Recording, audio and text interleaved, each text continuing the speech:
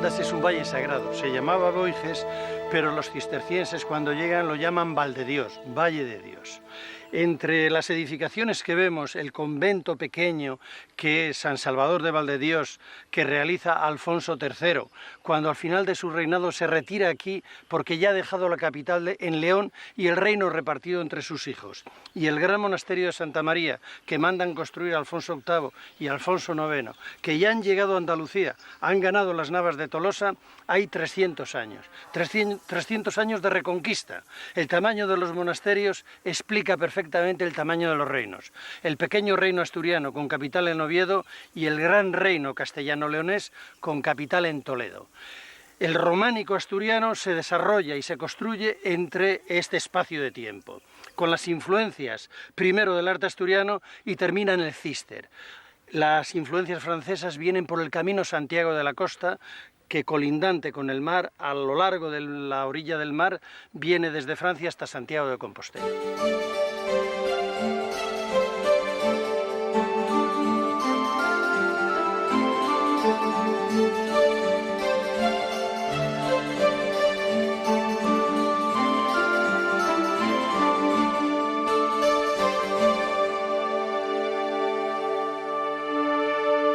El traslado de la corte de Oviedo a León en el año 912 supuso para Asturias el inicio de una etapa de regresión, excepto cuando nobles o monarcas patrocinan las obras. Este es el caso de Bermudo II, que en el año 996 convierte en refugio de damas nobles el convento de San Juan Bautista y San Pelayo de Oviedo.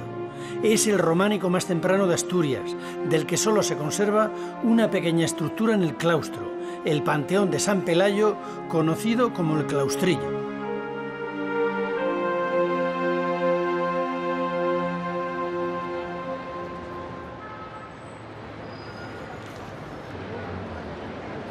De la gran catedral románica ovetense, cercana al convento de San Pelayo, queda en el exterior la Torre Vieja como testimonio de la transición entre el prerrománico, la parte baja, y el románico, la parte superior.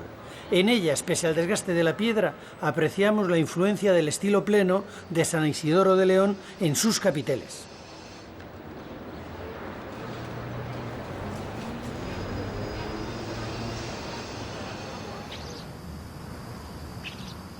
Los cristianos visigodos que se refugian en la montaña asturiana se encuentran con un paisaje agreste, pobre y con una serie de peligros.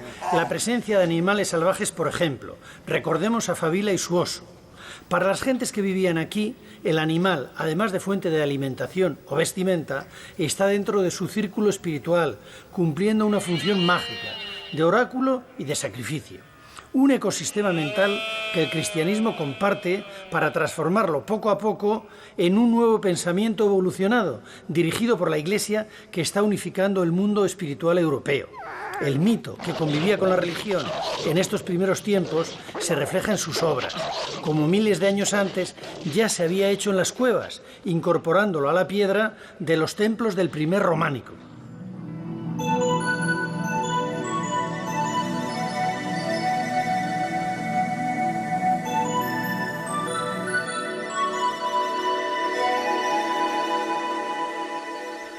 Situada en el valle limítrofe al Parque Natural de Somiedo, la iglesia de San Pedro se construyó en el actual barrio de La Plaza, origen del pueblo de Teberga, del que es su parroquia, en torno a los años 1069 y 1076. Fue monasterio benedictino y luego colegiata de canónigos bajo la Catedral de Oviedo. La continuidad del prerrománico en su arquitectura, como el ábside cuadrado, convive con elementos que ya son plenamente románicos, como los canecillos y el ajedrezado de la cornisa. Esto va a ser una constante en el siglo XI, y no solo en Asturias. El admirable interior de San Pedro, con sus 3 altas naves abovedadas en la línea del gran prerrománico asturiano, y los temas de su decoración, son un modelo único de tradición local y evolución hacia el primer románico en Asturias. Algunos capiteles recuerdan a los de la cripta navarra de Leire, y otros muestran extrañas figuras humanas con animales que sugieren la pervivencia de arcaicas prácticas mágicas.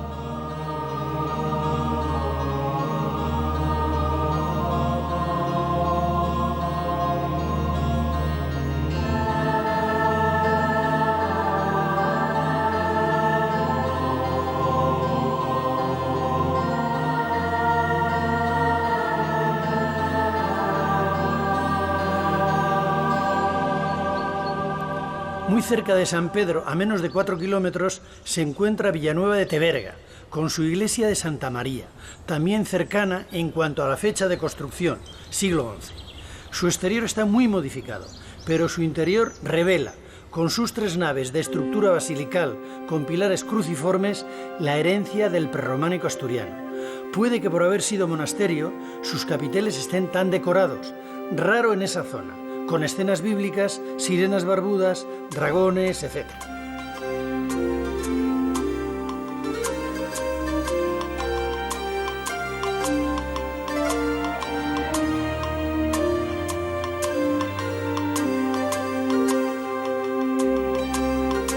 También tiene animales de los bosques del entorno en su interesante pila bautismal en una escena de caza de gran realismo.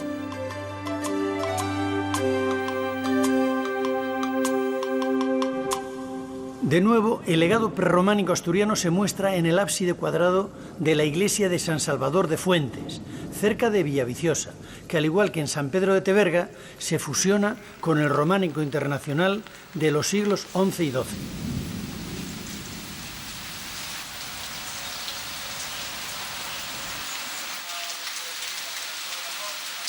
La capilla cuadrada con arquerías ciegas convive con una escultura sencilla y expresiva, que desarrolla temas bíblicos ya propios del mensaje románico, como este de Daniel entre los leones.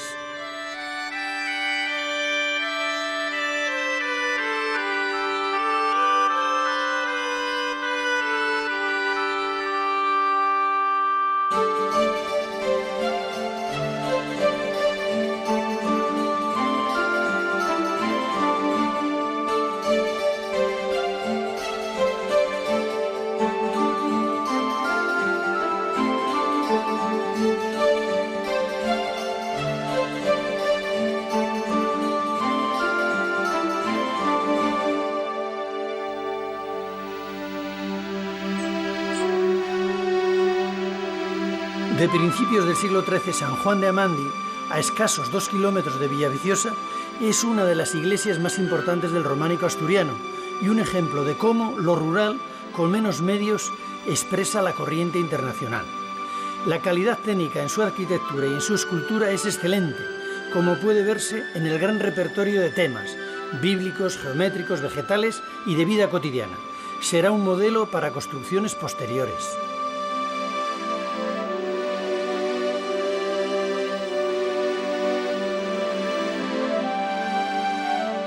De los arquitos, a mí siempre me recuerda mucho un poco quizá lo bizantino, no lo sé.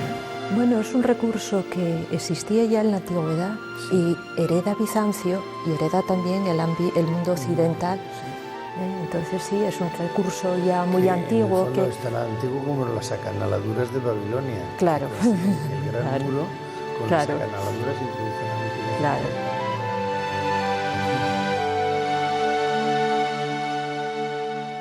Doctora, esta iglesia de Amandi es una de las más hermosas y que tienen un repertorio escultórico importante. ¿Qué ocurre en Asturias que una región que da el prerrománico asturiano tan cercana a la corte leonesa no dispongamos casi de ejemplos del gran románico como en otras provincias?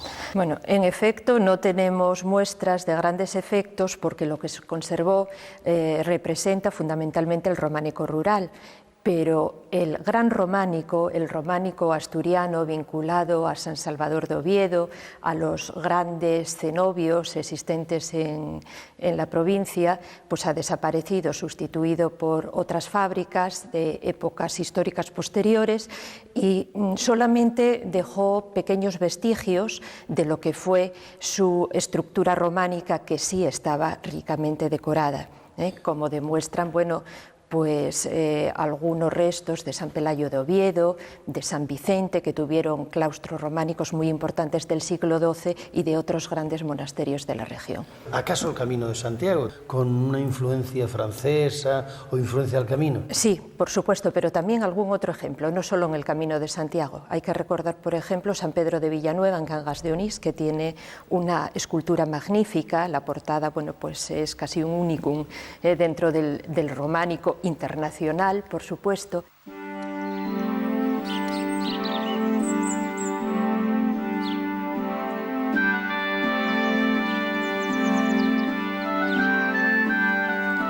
En un recodo del río Sella, a unos 3 kilómetros de la histórica Cangas de Onís, se encuentra el monasterio benedictino de San Pedro de Villanueva, hoy en su última reconversión, parador nacional. Comenzado en el siglo XII y terminado en el XIII, fue a su vez construido sobre un templo anterior de Alfonso I en el siglo VIII y tiene el mejor programa iconográfico, junto a San Juan de Amandi, del románico asturiano, especialmente los magníficos capiteles de la portada, con una escena de despedida de caballero de una altísima calidad técnica.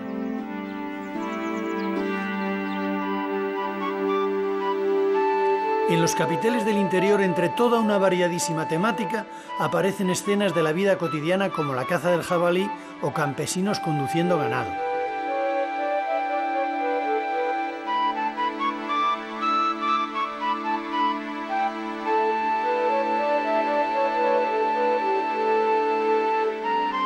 Del claustro solo queda esta arquería que comunica con las dependencias del parador.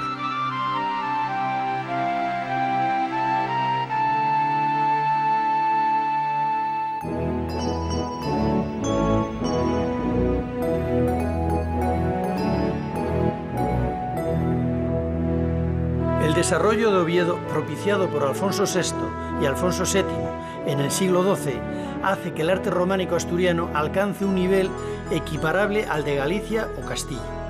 La influencia francesa de los monjes benedictinos y el centro de peregrinación que se crea en torno al importante conjunto de reliquias de la Cámara Santa propician una de las obras cumbres de la escultura del románico español en su capilla de San Miguel.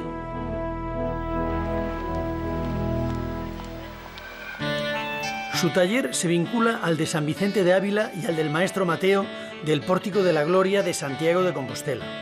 El conjunto escultórico de este relicario monumental transmite el mensaje salvador a través de las figuras de los apóstoles, que difunden la idea de la redención por medio de la muerte de Cristo y su resurrección, combinando con escenas de vida cotidiana muy realistas, como esta caza de jabalí en el cimacio sobre las estatuas de Santiago y San Juan.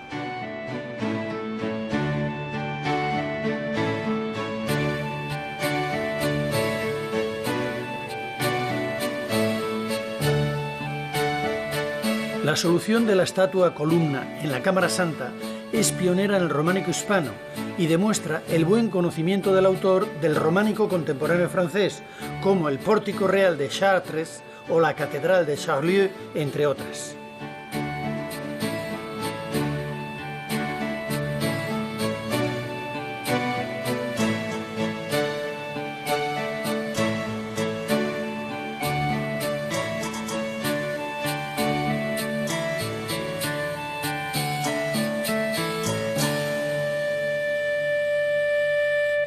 Esta cruz relicario en marfil, el Cristo de Nicodemus, portador de un linum crucis, es una de las joyas que rodean al gran relicario, el Arca Santa. Contenía, entre otras reliquias, otro fragmento de la cruz de Cristo, restos de su túnica con parte del sudario y su sangre, trozos del pan de la última cena y otras de la Virgen y de los santos. Alfonso VI mandó recubrirla con este repujado en plata que, de nuevo, habla de la salvación del hombre. Una vez veneradas estas reliquias, los peregrinos salen de Oviedo camino de Santiago y al paso por Cornellana, junto al río Narcea, se encontraban con una fundación de acogida creada por la infanta Cristina en el año 1024. Un siglo después, los monjes de Cluny reedifican totalmente el gran monasterio de San Salvador y lo dedican a San Juan Bautista. En la puerta románica de la Huerta, el mundo mítico popular reinterpreta esta figura y la convierte en un oso que milagrosamente protegió a una niña perdida en el bosque. Excepto en estas portadas de lo que fue el claustro románico, la austeridad decorativa sorprende para ser una obra cluniacense, la mayor de las conservadas en Asturias del siglo XII, con el característico triple ábside semicircular de la orden benedictina.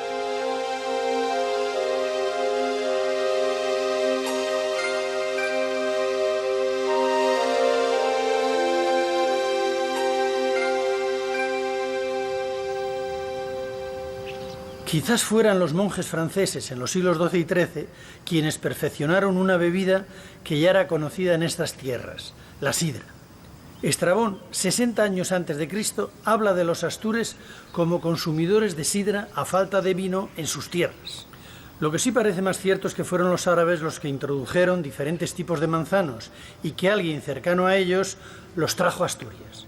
Este sería el origen, sin pretensiones científicas ni de memoria histórica, de esta bebida de la que se dice que con su consumo los efectos cognitivos mejoran. Imaginación, asociación de ideas, locuacidad. En definitiva, la definición del carácter del asturiano si creyésemos en esa abstracción llamada identidad.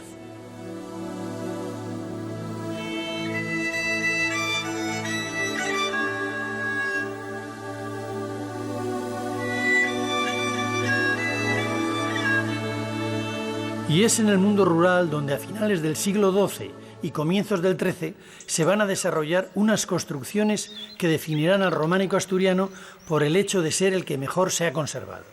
Pequeños templos de apariencia sencilla, como este de San Juan de Aramil, que se adecúan al paisaje como ocurría con el prerrománico. Situados generalmente en los caminos de peregrinación hacia Oviedo y Santiago, reflejan en sus detalles las influencias exteriores que traen consigo nuevas formas decorativas, como estas cabezas de pico de tradición normanda.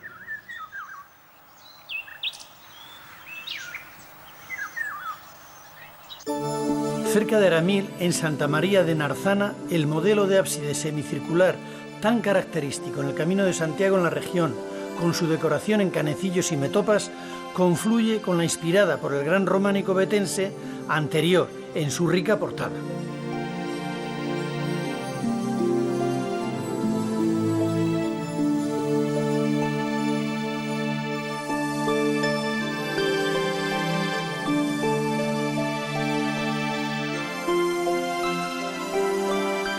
En el interior de nave única sigue lógicamente el esquema de casi todas estas iglesias, mostrando una sencilla y expresiva escultura.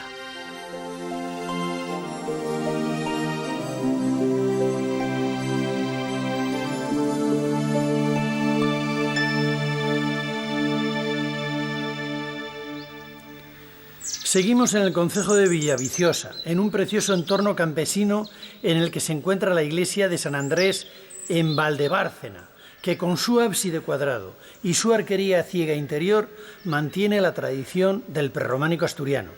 Consagrada por el obispo Rodrigo en 1189, la profusión de relieves y su tipología hacen de ella un puente entre las primeras muestras románicas y las más evolucionadas.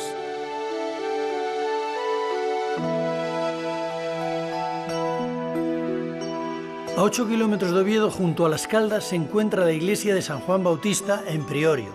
Posee el único tímpano románico decorado de Asturias, con Cristo bendiciendo.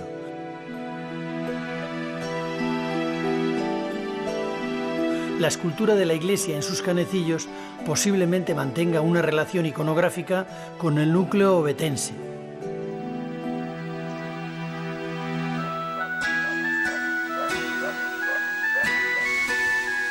En la iglesia de San Esteban de Sograndio, que pertenece al municipio de Oviedo, de nuevo se ve en su portada la influencia normanda del Camino de Santiago en su decoración de zigzag.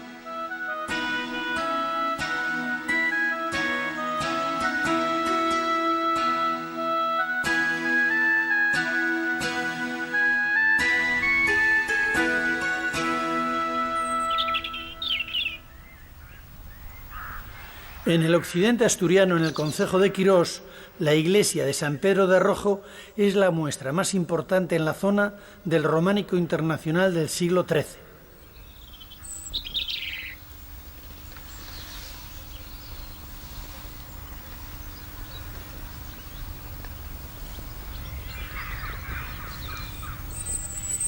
El peso de la obra y el paso del tiempo están inclinando hacia afuera su ábside. Sin embargo, en el interior del templo, este desplome apenas es perceptible, pues la nave fue restaurada a mediados del siglo XX. En la localidad minera de Ciaño, en el Valle del Nalón, y a escasos metros del castillete del Pozo María Luisa, en plena ruta del Camino de Santiago hacia el puerto de Tarna, la iglesia de San Esteban argumenta su advocación en este capitel de su portada con la expresiva lapidación del santo.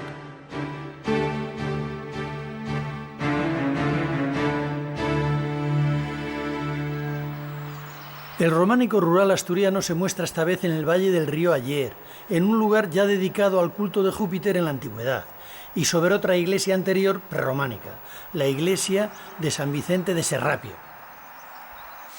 Posiblemente a la triple cabecera prerrománica del siglo X se le redondeó el ábside central a finales del XII por manos benedictinas, y ya en el gótico se decoró con pinturas. La escultura de sus capiteles presenta temas muy propios del mensaje románico. Sansón rompiéndole la quijada a un león, la lucha del bien contra el mal, y la sirena de doble cola de posibles simbolismos lujuriosos.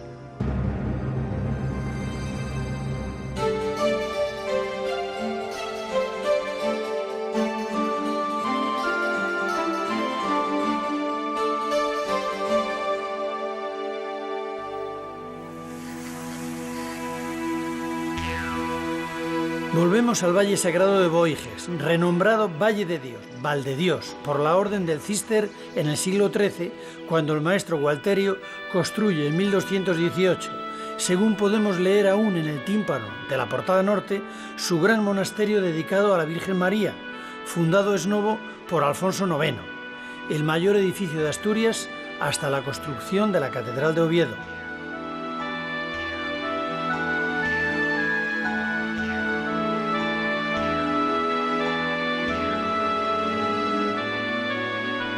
A pesar de la fecha, el maestro Gualterio mantiene el esquema benedictino de los tres ábsides escalonados, aunque siguiendo la austeridad cisterciense, sustituye la torre campanario por la sobria espadaña.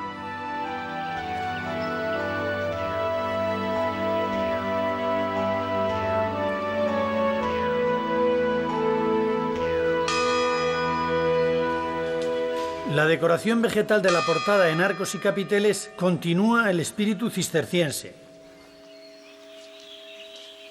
El Cister tiene una característica fundamental con San Bernardo, que es ese intento de evangelizar toda Europa con un grupo de jóvenes que conquistan todas las estepas y repueblan, llenan de monasterios Europa. ¿Qué siente un padre cisterciense cuando vuelve al lugar donde su comunidad ha estado 600, 700 años haciendo oración, haciendo los oficios divinos, cultivando un territorio, y cuando vuelve a darle la misma vida que San Bernardo pensó para su orden? ¿Qué se siente interiormente? Yo he sentido siempre seguir la historia, hacer actual hoy la historia de siglos, o sea, continuar la obra de nuestros antepasados. Las bóvedas de crucería sostenidas por arcos apuntados sobre grandes pilares, el esquematismo abstracto de su escasa decoración, prácticamente solo en los capiteles, y la magnitud arquitectónica de las tres naves son el legado del Cister en Santa María de Valdedios, una herencia de una sobriedad grandiosa.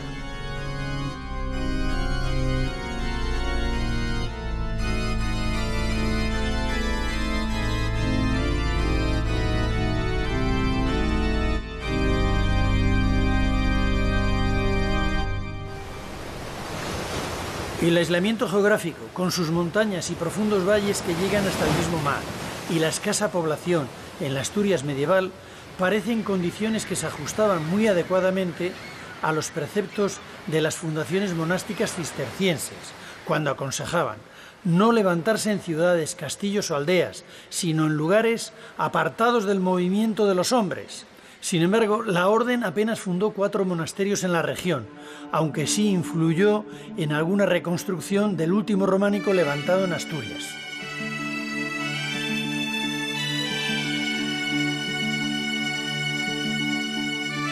Esta iglesia de San Antolín de Bedón, que está al borde del Camino de Santiago, es una de las últimas del grupo de iglesias tardías del románico asturiano. Se construye esta parte de la iglesia que conocemos a principios del siglo XIII. Es una iglesia benedictina, pero de grandes influencias cistercienses por su gran simplicidad en la talla escultórica y por su tendencia a la elevación en el interior. Tiene una particularidad, que es que hay una leyenda, como en tantas otras, que explica sus orígenes en el siglo X-XI. Hay un conde, Muñazán, debe ser un golferas, hijo de otro conde, que se enamora de una muchacha de sus estados, pero ella tiene novio y la intenta forzar. Como huye con su novio para casarse con él, despechado este conde les mata a los dos. Otro caso de violencia doméstica.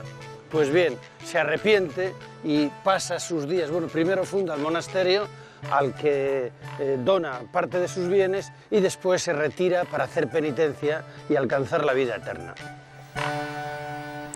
Esta leyenda no documentada, que se sitúa en el siglo XI, coincide con la opinión de los expertos, que parecen estar de acuerdo en que es posible que esta fuera la fecha de la primera fundación.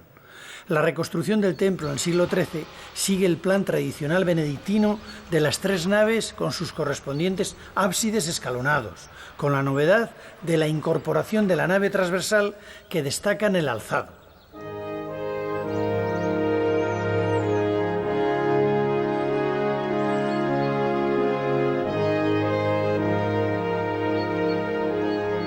La iglesia del desaparecido monasterio de San Antolín de Bedón es un magnífico ejemplo del románico asturiano, y hay una benemérita asociación de amigos de este monasterio que está luchando para darle el mejor uso posible y proteger su entorno.